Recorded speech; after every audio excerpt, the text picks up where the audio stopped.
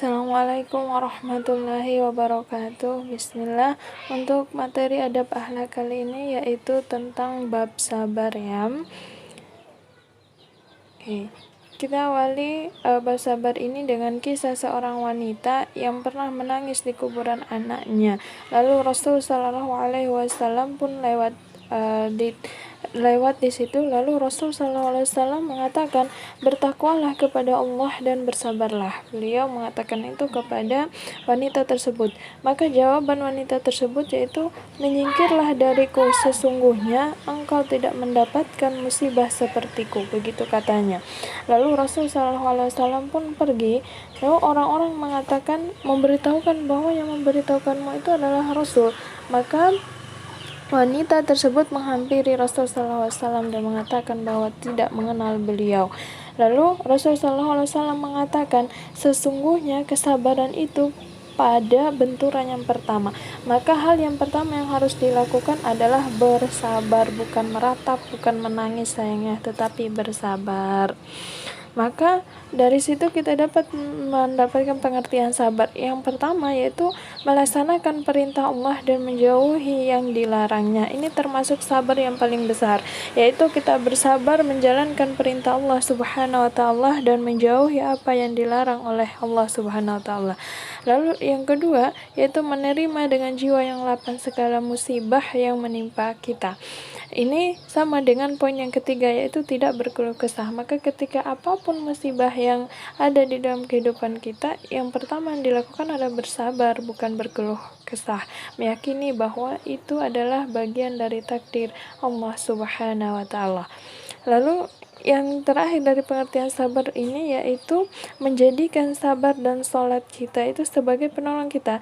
Ini ada dalam surah Al-Baqarah ayat 153. Diperintahkan kepada kita untuk jadikanlah sholat dan sabar dan sholat kita itu sebagai penolong gitu sayangnya. Terus kita meneladani kesabaran para nabi. Jadi dalam Quran surah Al-Ahqaf dan ayat 35 dan Quran surah Al-An'am ayat 34 itu dikatakan bahwa Rasul dan Nabi dan Rasul adalah manusia mulia dan tentu memiliki kesabaran sayangnya. Ini secara umum. Maka spesifiknya di sini ada Rasul Sallallahu Alaihi Wasallam. Rasul memiliki kesabaran tentu ada banyak. Di antaranya yaitu Rasul pernah dilempari batu sampai berdarah. Maka yang dilakukan oleh Rasul Sallallahu Alaihi Wasallam yaitu mendoakan mereka yang melempar tersebut agar diampuni oleh Allah Subhanahu wa taala.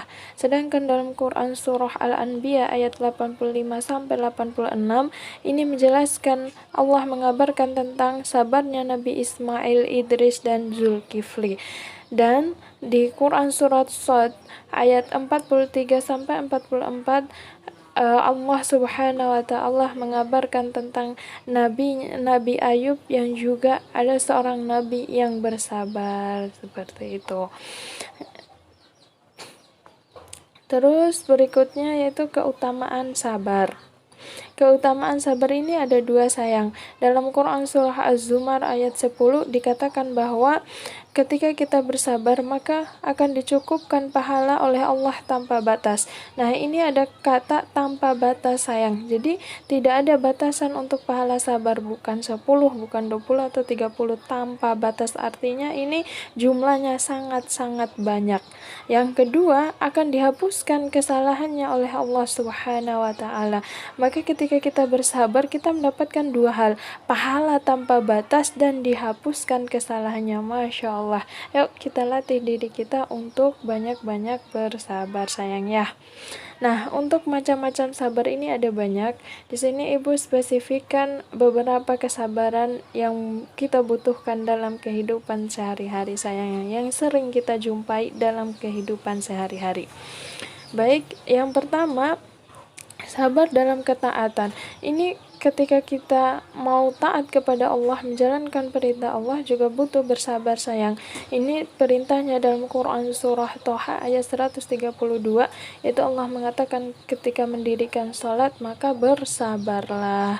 Lalu yang kedua, sabar dalam menjauhi maksiat. Ini saking besarnya kesabaran yang dibutuhkan dalam menjauhi maksiat ini dikatakan bahwa termasuk sebaik-baiknya jihad yaitu melawan hawa nafsu untuk menjauhi segala apapun yang dilarang oleh Allah Subhanahu wa taala.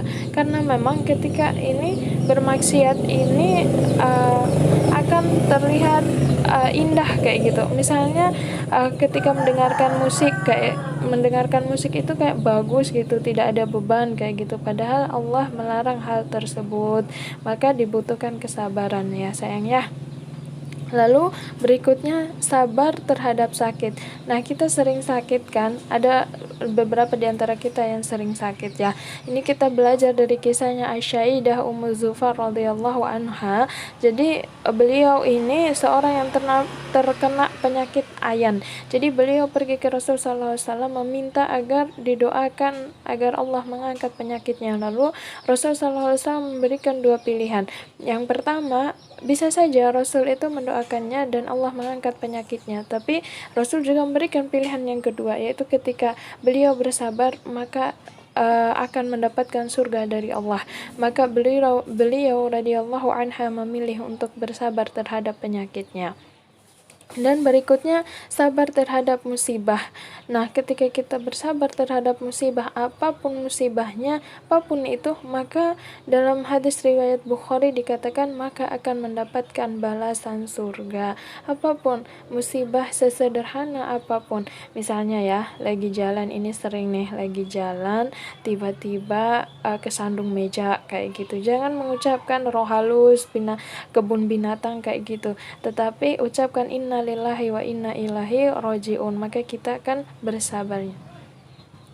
Terus berikutnya bersabar terhadap kesempitan dunia. Ini dalam muttafaq alaih dikatakan bahwa Aisyah radhiyallahu anha pernah bercerita bahwa 2 bulan penuh di rumahnya itu tidak memasak apapun. Jadi keluarganya hanya memakan kurma dan air saja. Ini teladan dari manusia mulia, keluarga orang-orang yang mulia.